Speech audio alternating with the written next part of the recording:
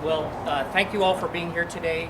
My name is Mike Maloney. I'm the Chief of Police here in Chico, and of course we're here to provide some more information for the public on the tragic killing of David Yang yesterday morning here on the east edge of town.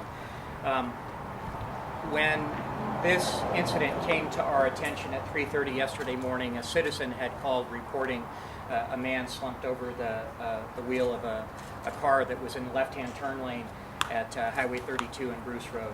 Our officers, as you know, arrived within a few moments and very quickly determined that Mr. Yang was the driver and sole occupant of the car, and he was very obviously deceased, apparently of a gunshot wound. And frankly, from that moment, this became a whodunit. There was really no information surrounding the incident itself that suggested who may be responsible or suggested what the circumstances were.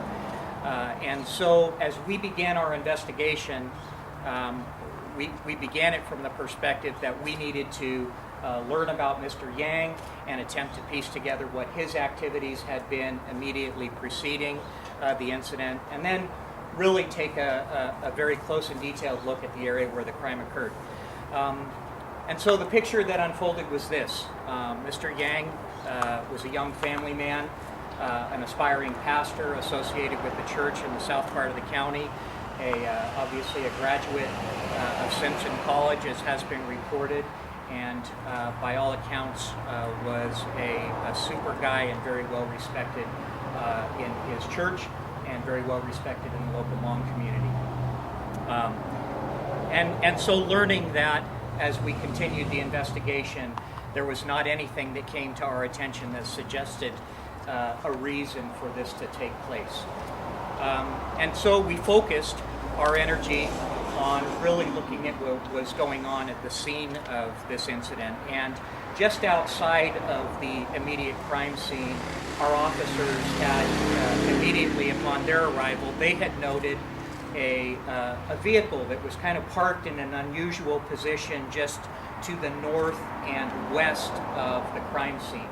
Upon taking a closer look at that vehicle, they determined that the license plate on the vehicle had been reported as stolen, but the vehicle itself was registered to an individual who comes from a Richvale family and who we later determined lives on Alpine Street here in Chico.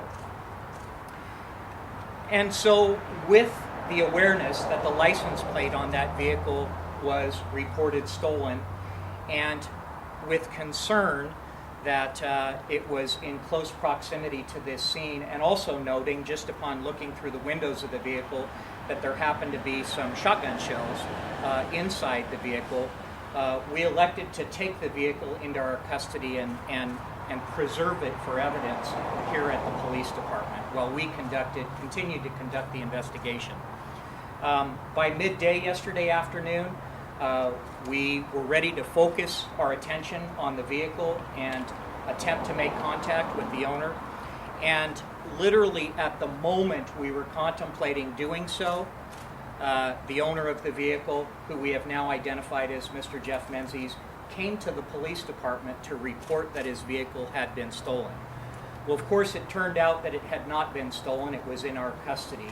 And that began our conversation with Mr. Menzies and our seeking to understand why it was and how it was that his vehicle came to be where it was with the stolen plate.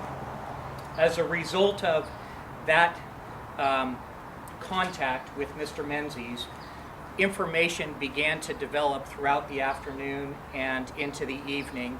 And by a little after 10 o'clock last night, we were starting to get a clearer picture of what took place in the early hours of yesterday morning out on Highway 32. What we know and what we believe and what we're able to provide you, frankly, very limited details on right now is this. We believe that Mr. Menzies had been consuming alcohol earlier in the evening last night, or the night before last, at a location towards the south end of town, or south of Chico. At some point after bar closing time, he came back to the area of Highway 32 and Bruce Road. For what reason, we do not know. We know that when he arrived at that location, he had 2 weapons in his vehicle. We believe that he took one of those weapons from the vehicle, and for reasons that we do not know, we believe, secreted himself somewhere off to the south side of the road at the west side of the intersection. And tragically, Mr. Yang came into his sights. And again, for a reason that we simply cannot explain, we do not have an answer as to the why, but we believe it was at that point that Mr. Menzies fired the weapon and instantly killed Mr. Yang. At this point, understanding that the public would want to know why or what is the motivation, all we can tell you is we simply do not know. Our perspective is this is totally random, it is senseless, it is a vicious act of violence, and we simply have no explanation for what took place. The investigation continues to be actively underway. In the first phase of the investigation, the entire detective unit was on their feet for 24 hours. Finally, a little after 4 o'clock this morning, we were able to get them away for just a few hours to get some sleep.